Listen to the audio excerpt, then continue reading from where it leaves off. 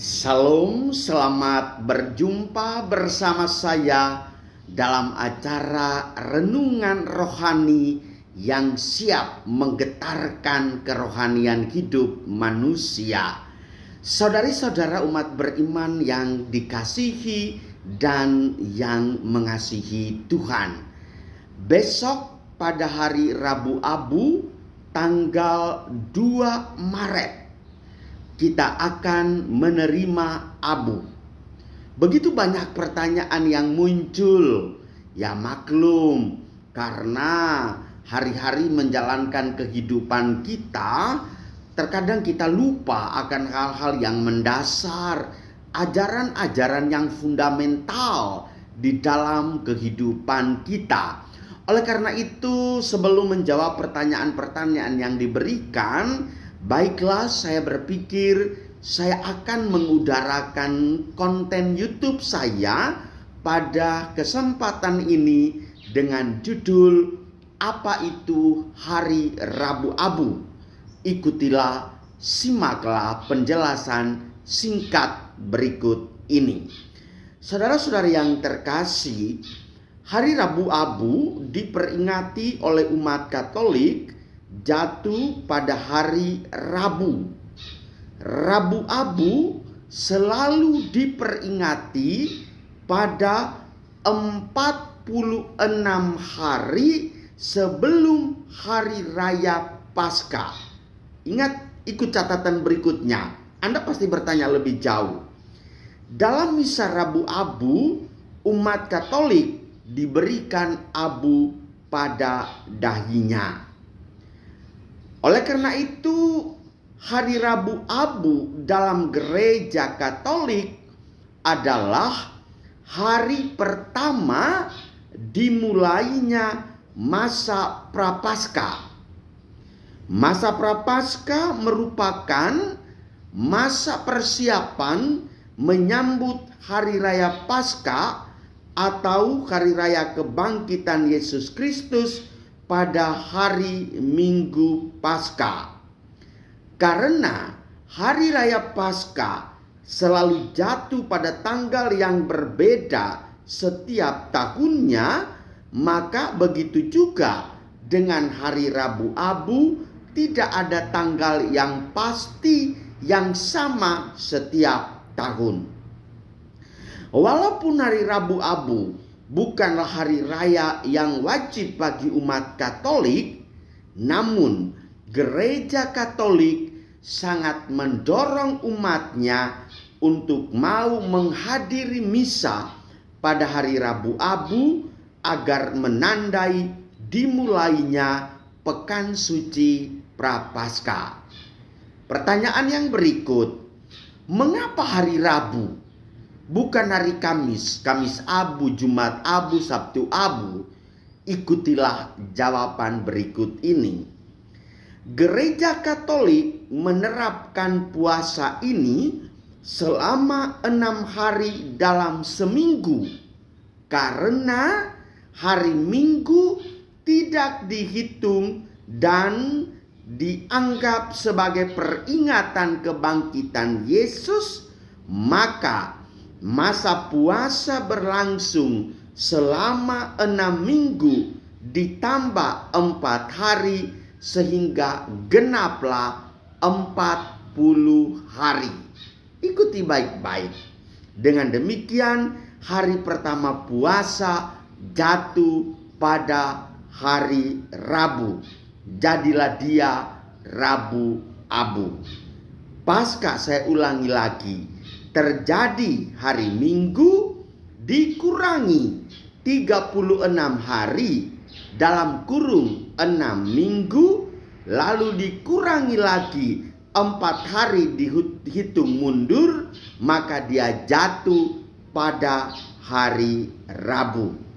Jadi penentuan awal pada masa Prapaskah pada hari Rabu disebabkan karena penghitungan 40 hari sebelum hari Minggu Paskah tanpa menghitung hari Minggu. Catat baik-baik itu. Yang berikut pertanyaannya, mengapa menggunakan abu Kenapa tidak menggunakan spidol, tidak menggunakan tinta cair, atau macam-macam yang lain? Tentu ada landasan hukum. Landasan biblis juga jelas sangat kentara, saudara-saudariku. Abu adalah tanda pertobatan. Kita semua diciptakan dari abu, kembali kepada abu. Kita adalah makhluk yang lemah, makhluk yang fana, bagaikan sebutir debu pada pinggir timba. Bapak Uskup Keuskupan Pangkal Pinang pernah menguraikan, kita semua manusia itu kan berasal dari tanah. Bahasa Latinnya humus. Humus itu adalah tanah yang paling dasar, yang menunjukkan kualitas. Maka kita perlu rendah hati. Dan kalau mau rendah hati harus bertobat. Kitab suci mengisahkan abu sebagai tanda pertobatan. Misalnya pada pertobatan Niniwe. Kitab Yunus bab 3 ayat 6. Jelas, saudara-saudariku. Di atas semua itu kita diingatkan bahwa kita ini diciptakan dari debu tanah. Lihat kitab Kejadian bab 2 ayat 7. Dan suatu saat nanti kita akan mati dan kembali menjadi debu tanah. Yang berikut pertanyaannya adalah, lebih lanjut sebelum pertanyaan berikut saya tambahkan sedikit lagi. Oleh karena itu pada saat menerima abu di gereja, kita mendengar ucapan dari romo atau dari pastor, atau orang Flores bilang pater. Bertobatlah dan percayalah kepada Injil. Atau judul atau ungkapan lain lagi, kamu adalah debu dan akan kembali menjadi debu. You are dust and to dust you shall return. Luar biasa. Ada bahasa Inggrisnya sedikit ya, tidak apa-apa. Pemberian abu. Pertanyaannya, dalam misa Rabu Abu, abu diberikan kepada umat. Apa persoalannya? Kembali lagi kepada jawaban yang pertama tadi. Abu yang diberikan diperoleh dari hasil pembakaran daun palem yang telah diberkati dan dibagikan pada Minggu Palma pada 1 tahun sebelumnya pada hari Minggu Palma. Banyak gereja Katolik yang tersebar di seluruh dunia meminta umatnya untuk mengembalikan daun palem yang dibawa pulang ke rumah. Daun palem yang sudah mengering agar dapat dibakar dan dijadikan abu. Abu itu pada misa Rabu Abu setelah diberkati oleh pastor dan diperciki dengan air suci, para umat diperbolehkan untuk maju menerima abu. Berikut pertanyaannya. Orang sering menyebut bahwa masa Prapaskah itu masa retret agung. Masa tobat? Lah iya dong. Masa tidak? Anak kecil aja tahu kok. Pemberian abu mengingatkan kita akan mortalitas hidup duniawi yang akan berakhir nanti. Kita maka diajak untuk bertobat.